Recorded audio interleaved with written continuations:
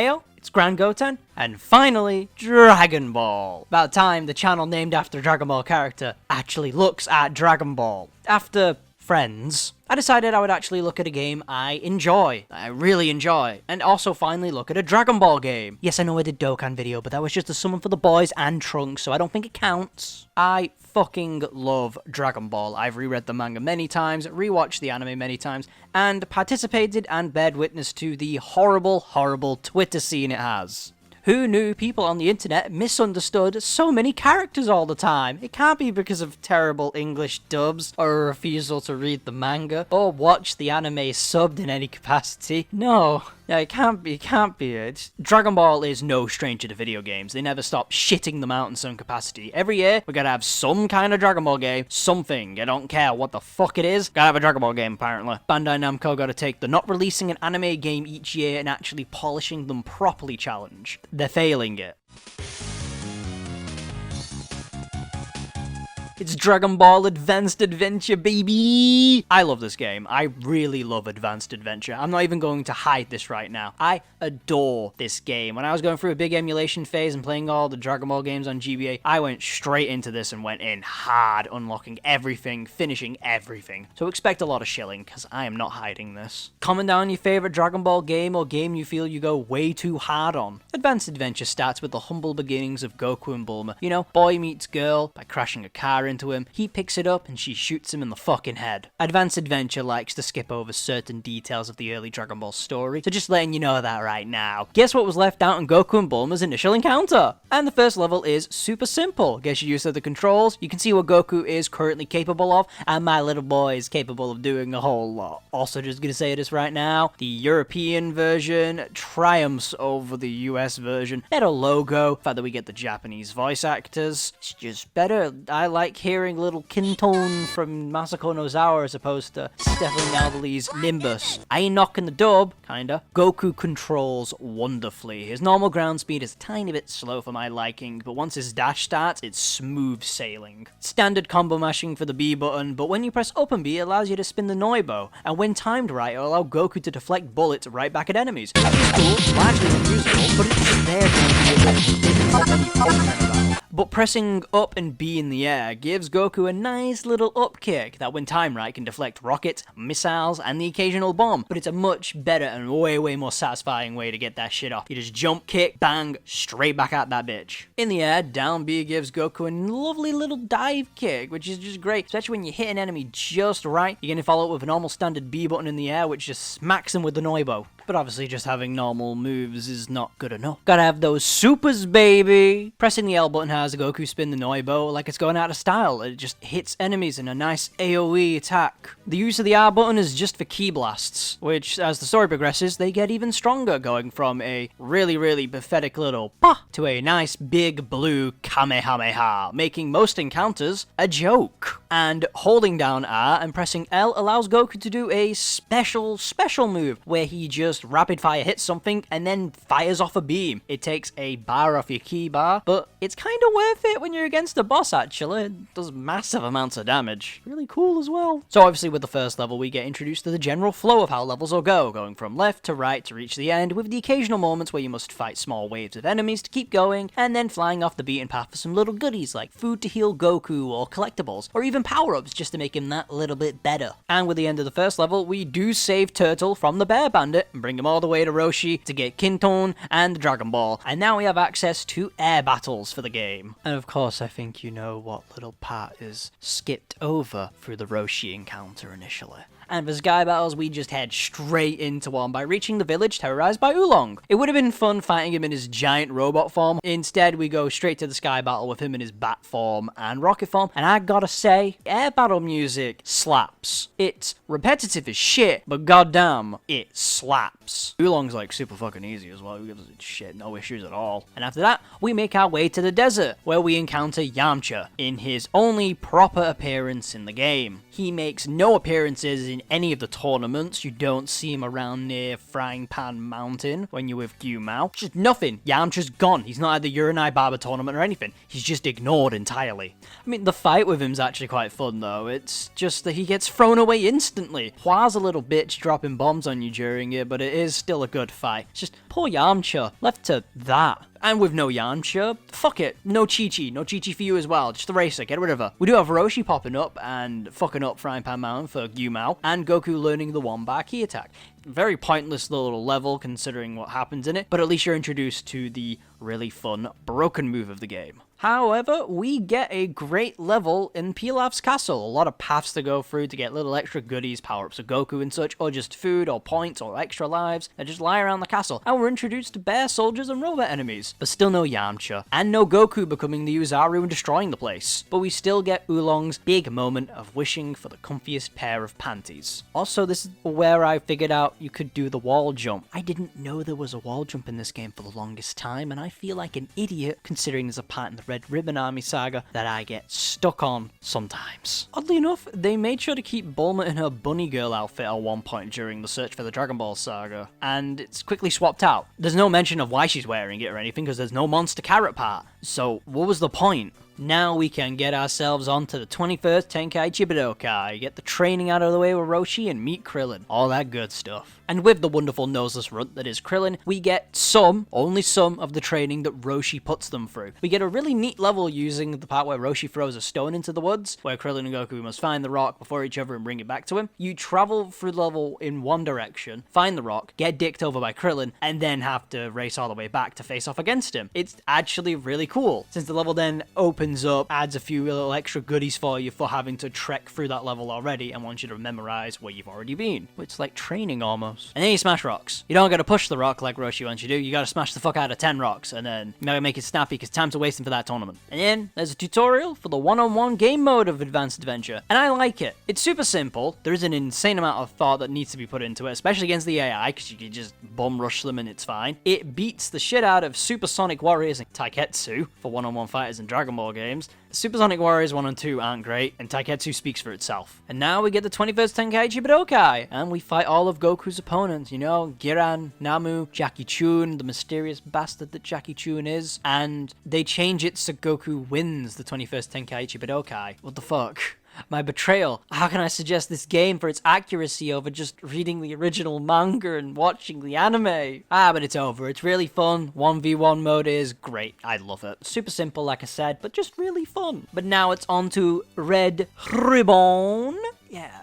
Where Goku's finding his 4-star ball again because Grandpa Gohan is great. But let's skip Colonel Silver and the robot friend Goku makes and just have him crash land straight into Muscle Tower. It gives a flying fuck. But Suno's there, you know? No Snowsuit Goku sprite though, so 0 out of 10. This is the worst game ever. I hate it. Dokkan has it. What the fuck? And of course, they do make Muscle Tower an actual level, and it's great. There's mini bosses against not Arnold Schwarzenegger and Murasaki and all of his twins as well, traveling through each floor. Shame you can't plant the Noibo on Murasaki to be like instant kill for him, or at least make fun of his random American flag. But it's great, you know, just traveling up, going through little secrets and goodies, being the shout of all those bear soldiers again, and new different robots. Ooh. Leading up to what should be the encounter against Android 8, but he is completely absent from the game. If you're going to change things around or extend things for the sake of a game, why not have Android 8 get a boss battle, you know? We know that he doesn't actually properly fight, but it would be cool. No, we get a fight against Bouillon. Remember Bouillon? You gotta break rocks to get the cold air in and then you shatter the pink bastard. No introduction to General Blue, don't care. Krillin isn't here either, but Bulma and Goku do go to the Pirate Cave for the next Dragon Ball. Really fun maze level. Lots of stuff to just go around. It's kind of like Pilaf's castle, but it really wants you to actually like explore everything. But then you encounter a lot of enemies that are super easy to take down, which is just bats. And you don't get to fight the big bad octopus, but you do fight the pirate robot and General Blue and his telekinesis. Oh, it's so scary. He's floating rocks that are so easy to avoid. Now that that's all said and done, let's go on to Korin. And look, it's Upa and Bora. Bora's dead. Oh, it's a Tao Pai Pai, baby. No proper introduction. Don't care. We don't get to see him kill Blue, though, sadly, but oh well. Anyway, you do fight Tao Pai Pai mano a mano, like you do for the tournament, and you get your shit promptly wrecked, because Goku has to be destroyed for the plot, which makes me now wonder, why do you have to win the Tenkaichi Budokais then? You lose those, Goku. You obviously have to climb Korin's tower. There's no climbing Korin's tower minigame, though, sadly, but there is a cute little catch Korin minigame to help reinforce the whole catching me was the training to power you up. And you get your rematch against Tao, and obviously you wreck his shit. But sadly, you do not get him pulling the whole grenade stunt on Goku, where the up B with hitchback projectiles would have been great for. You know, just to smack that grenade back at him as his final onslaught on the 1v1 mode. But you do get Tao's grenade in the collection screen though, funnily enough. All that's left is to completely destroy the Red Ribbon base. Gotta have Goku's siege on the entire thing. And they really make it feel like that, because they start you off in an air battle on Kinton, and then commence on foot later after destroying a load of vehicles and soldiers in the air. You just lay complete wreckage to the whole base, fending off all the enemies you fought till now and all the other things like Muscle Tower and such. And then it all finally comes together in this nice sense of finality. Even if we do skip a few steps regarding stuff in terms of Red Ribbon, it does come together going against General Black and his power suit armor thing that I completely forgot the name of. And you fight it. I forgot you could kick back the big missile on him like you can do. And I fail multiple times of them.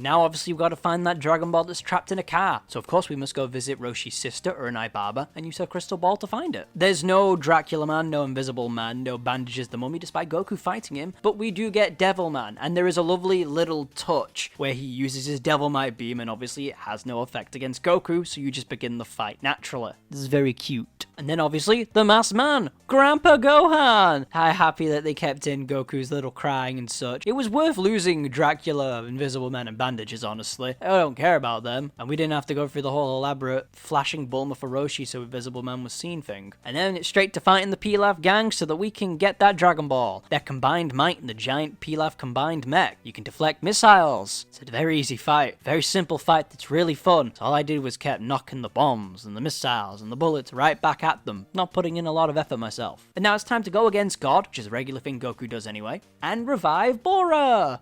And now with Boring revived, the Red Ribbon Army arc is done. Hey, who fancies another tournament? I fancy another tournament, to be honest. It sounds pretty tasty right now. Don't you agree, Toriyama? New tournament, yeah? 22nd Tenkaichi Budokai, baby. We get Ten Shinhan and Chaozu. And Chaozu somehow gets less presence than Yamcha. You'll see why later. 22nd verse, same as the 21st. You go through all the main players of the tourney that Goku mainly fights. No Jackie Chun around, sadly though, because only Ten Shinhan and Jackie Chun fought. That's fine. We get a thinly done adaptation of the 22nd tourney. Ten Shinhan feels even less of a character than he already is. Chaozu is Chaozu. More one-on-one gameplay is welcome in my books. It's still really fun. And again, they have Goku win the tournament. Yet we can still have him lose against Tao Pai Pai. I don't get it, but okay. It was quite a lovely tournament though. Bye, Krillin. Oh no, Krillin. Obviously, we're gonna go straight into Piccolo Daimo. It's Piccolo Daimo time. Instead of getting his shit rocked and losing Kinton again, you destroy Tambourine. He's just gone. In enough excuse to just hear that delicious Sky theme, I don't care. You meet Yajirobe, go fight Piccolo Daimo when he's in his old crinkly slugman state, and you get your shit rocked again. It's Tao Pai Pai and Piccolo only. And then you leave to get the Choi Shinsui. I hope I said that right. From Korin, where you actually have to partake in filler. You gotta go through the cave in the anime where the Choi Shinsui resides, rather than Korin just popping out like,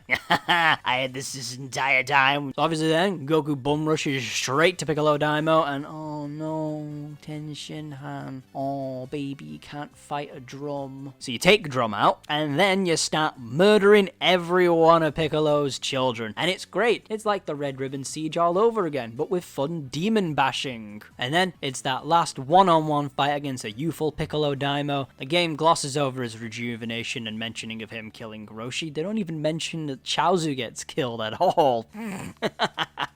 Eat shit, Chaozu. He's even less presence than Yamcha. You still fight Yamcha in the cave as a grayed out version of himself. And after all that's said and done, you punch Piccolo Daimo through the stomach, and he says he'll live on, yada yada yada. You know what happens there, his egg. And straight on to the 23rd Tenkai... Oh, Oh, it's over. Yeah, the game kind of just ends after you just kill Piccolo Daimo, and that's it. There's no 23rd Tenkaichi Budokai, which is one of my favorite acts in all of Dragon Ball. But, oh well. I can just be sad or play Attack of the Saiyans and get it through that instead. But it's fine. It's a fine story mode. They skip over a lot of things, and I don't care, really, because I'm enjoying the gameplay itself. I know what happens in Dragon Ball. I don't need to keep constantly being reminded. Cough, cough, every Dragon Ball Z game that's been released every year. Even then, the original stories of stuff like Xenoverse 1, 2, and Fighters were goddamn terrible. But once all that's said and done, you unlock Extra and Krillin mode, where you go through the whole story mode as Krillin, complete with his own tweaked moveset, which from my prior playthroughs and this one have led me to believe that Krillin is a much better time than Goku. I love you, Goku, still. You'll always be my number one. But Krillin has so many options.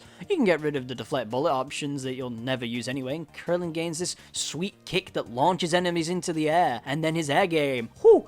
Baby Krillin got them kicks. He can just get them big kicks on them, and I adore it. Plus, he gets the dark Kintone from that weird filler episode of Tao, and he just drinks the rainwater from Korin, which is really cool. He even gets the Taio Ken as his L plus R move, and that's just fucking sick, bro. So it's just the Krillin playthrough. You're just blitzkrieging through the game. It's just entire thing. It's just like, go, go, go, go, go, go. Pilaf, done. 21st Tenkaichi Budokai, done. Red Ribbon, fucked. 22nd, eat shit. Piccolo Daimo, more like Piccolo die now. And then it's over. And you unlock Piccolo Daimo for the 1v1 mode. Extra mode is just accessing the story mode as Goku, but all you do is go through those red doors that you couldn't, picking up all the collectibles and finding wonderful little portraits of the characters. And once collected, you can then play as said character. And I love that, really. You just being able to play as the bosses or any of the other 1v1 characters in the story mode is great. Yamcha's playable, the poor bastard. He finally gets the limelight. Yo, Bear Bandit's playable. Let's fucking go. Now this is gaming.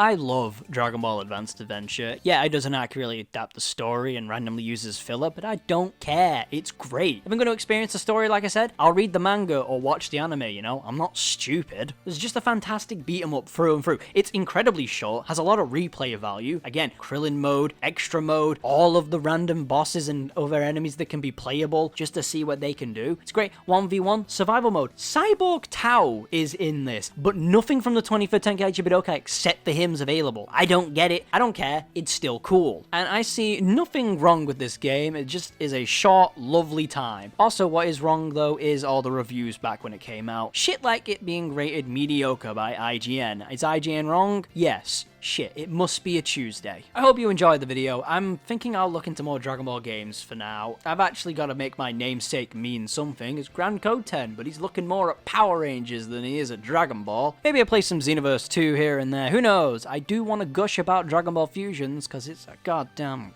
great game. Thanks for watching.